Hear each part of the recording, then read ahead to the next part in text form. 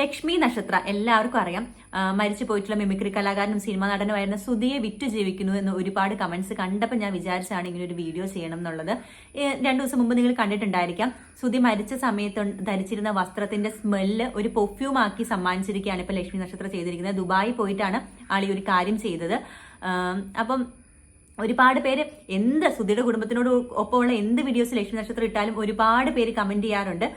സുധിയെ വിറ്റിട്ടാണ് ലക്ഷ്മി നക്ഷത്രം ആഹാരം കഴിക്കുന്നത്, അല്ലെങ്കിൽ ഇത് വലം കൈ ചെയ്യുന്നത് ഇടം കൈ അറിയാതിരിക്കണം എന്നാണല്ലോ പറയുന്നത്. സഹായം ചെയ്യുന്നുണ്ടെങ്കിൽ നാട്ടുകാരെ അറിയിക്കുന്ന എന്തിനും തരത്തിലുള്ള ഒരുപാട് കമന്റ്സ് വരാറുണ്ട്. എനിക്കിത് കണ്ടപ്പോൾ തോന്നി എന്താന്ന് വെച്ചിട്ടുണ്ടെങ്കിൽ അവർ ചെയ്യുന്ന ഒരു നല്ല കാര്യമല്ലേ. ലക്ഷ്മി നക്ഷത്ര മാസം ഒരു തുക തരാറുണ്ടെന്ന് വരെ സുധിയുടെ വൈഫ് പറയുന്നുണ്ടായിരുന്നു.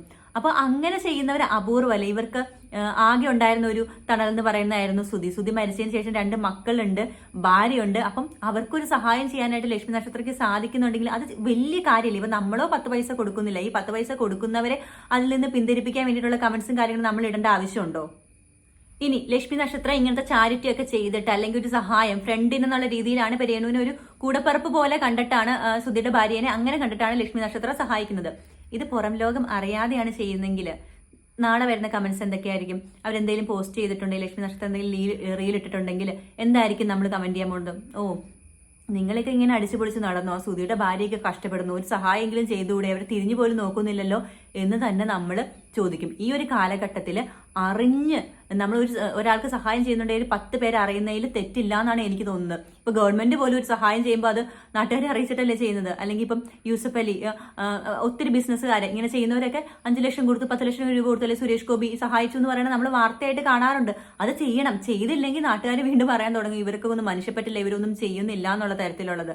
പിന്നെ ലക്ഷ്മി നക്ഷത്രത്തെ സംബന്ധിച്ചിടത്തോളം സ്റ്റാർ മാജിക് അല്ലെങ്കിൽ അങ്ങനത്തെ സ്റ്റേജ് ഷോസ് അല്ലെങ്കിൽ ഈ ഒരു യൂട്യൂബിൽ നിന്നാണ് അവർക്ക് വരുമാനം കിട്ടുന്നത്. അവർക്ക് വരുമാനം ഉണ്ടെങ്കിലാണ് ഒരാളെ സഹായിക്കാനായിട്ട് പറ്റുള്ളൂ. അപ്പൊ എന്റെ ഒരു അഭിപ്രായത്തില് ലക്ഷ്മി നക്ഷത്രം ചെയ്യുന്ന കാര്യം വളരെ നല്ലൊരു കാര്യം തന്നെയായിട്ടാണ് എനിക്ക് തോന്നിയിരിക്കുന്നത്. ഇനി ഈ വീഡിയോ എടുക്കുന്നതും ഇടുന്നതും സുധിയുടെ ഭാര്യയ്ക്ക് ഇഷ്ടമല്ലെങ്കിൽ അവരത് പറഞ്ഞിട്ട് അവർ നിർത്തിച്ചോളും. നമ്മൾ എന്തിനാണ് ഇങ്ങനത്തെ കമന്റ്സ് ഒക്കെ ഇട്ടിട്ട് നല്ലൊരു പ്രവൃത്തി ചെയ്യുന്ന ഒരാളെ അതിൽ നിന്ന് പിന്തിരിപ്പിക്കാനായിട്ട് ശ്രമിക്കുന്നതെന്നാണ് എന്റെ അഭിപ്രായം. നിങ്ങൾക്ക് ഈ വിഷയത്തിൽ തോന്നിയ ഒരു കാര്യം കമന്റ് ചെയ്യണം.